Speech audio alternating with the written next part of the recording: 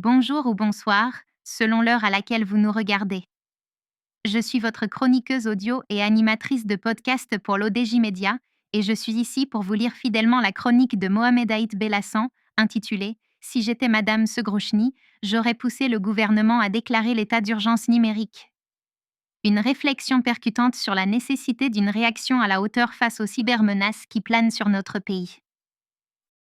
Si j'étais Madame Amal El Fallah Segrouchny, ministre déléguée chargée de la transition numérique, je ne me contenterais plus d'être témoin de la multiplication des fuites de données sensibles au Maroc. Je n'attendrai pas le prochain scandale pour m'indigner, ni le prochain piratage pour activer les vieilles procédures.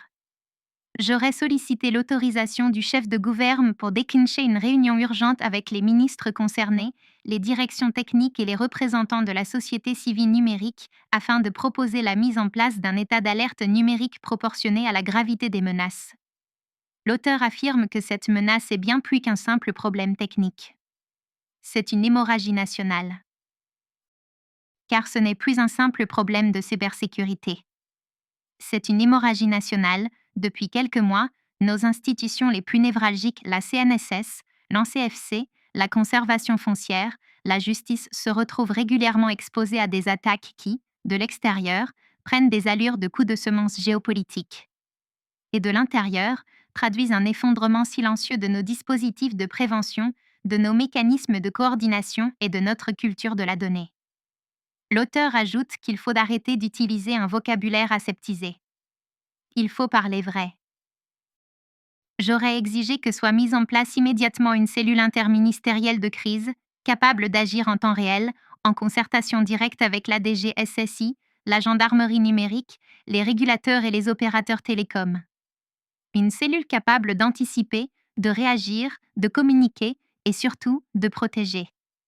J'aurais exigé un audit complet des infrastructures numériques de l'État. Par un audit cosmétique.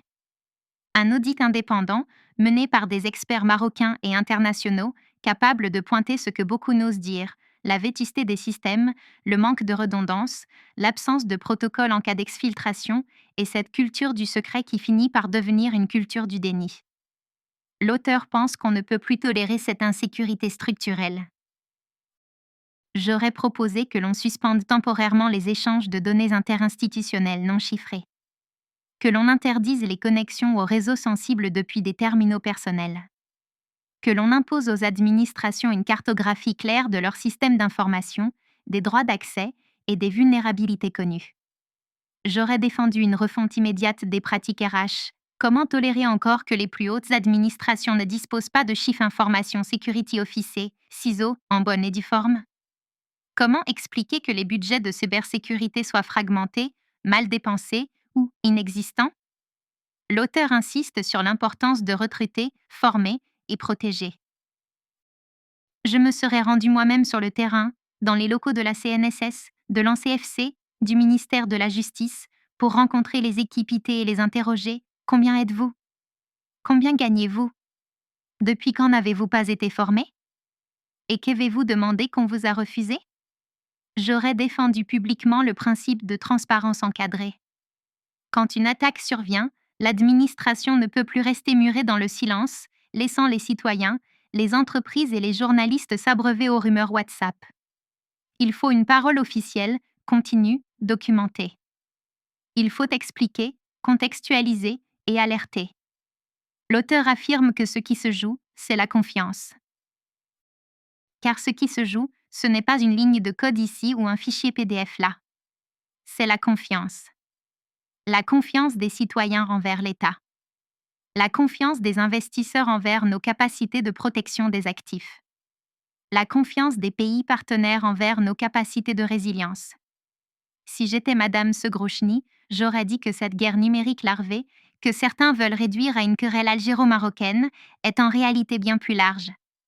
Derrière les groupes comme Djabarout, il y a peut-être des puissances, des stratégies, des laboratoires d'influence. Demain, cela pourrait toucher nos hôpitaux, nos écoles, nos ports, nos centrales. Si j'étais Madame Segrouchny, j'aurais proposé que chaque citoyen marocain soit formé, dès le collège, aux bases de la cybersécurité. Que chaque agent public signe une charte claire d'usage des outils numériques. Que chaque collectivité territoriale ait son plan de continuité d'activité numérique au même titre que son plan anti-inondation. Je ne me serais pas contentée d'expliquer, j'aurais agi. L'auteur précise qu'il faut éduquer à la cybersécurité dès le collège, généraliser la charte d'usage des outils numériques dans la fonction publique et faire de chaque collectivité un acteur de la continuité numérique. Et pour montrer que le Maroc ne baisse pas la garde, j'aurais proposé que ce sujet devienne une priorité nationale dans les politiques publiques 2025 à 2026. Que l'on mobilise les talents marocains, y compris ceux de la diaspora. Que l'on contractualise avec les meilleurs acteurs de cybersécurité, en local comme à l'international. Et que l'on mette fin à cette ère de vulnérabilité institutionnalisée. Car l'heure n'est plus à la sensibilisation. L'heure est à la riposte. Et si j'étais Madame Segrochny, j'aurais dit, simplement mais fermement, nous avons été touchés, mais nous ne bugerons pas, merci à vous d'avoir été à l'écoute de cette lecture fidèle de la chronique de Mohamed Aïd Bellassin. Je vous retrouve très bientôt pour une nouvelle chronique sur l'ODJ Média. Restez connectés et surtout, restez vigilants.